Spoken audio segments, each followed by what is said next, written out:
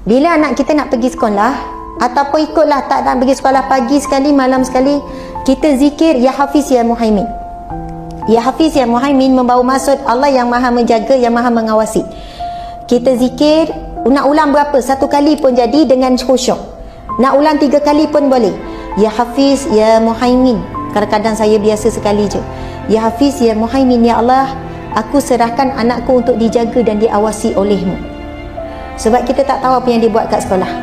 Kalau dia nak buli orang, Allah akan halang. Kalau dia nak dibuli oleh orang, Allah akan halang. Ya Hafiz Ya Muhaimin, yang jaga anak kita bukan kita, Allah yang jaga.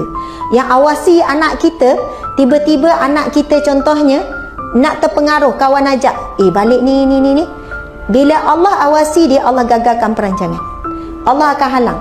Allah akan campak rasa bersalah, dia tak jadi nak buat. Kita pesan macam mana pun, satu ketika dia lupa pesanan kita. Tapi kita gantungkan kepada Allah. Buat setiap hari, ibu-ibu sekalian. Allah akan jaga anak kita dalam jagaan sebagaimana Allah jaga orang yang soleh.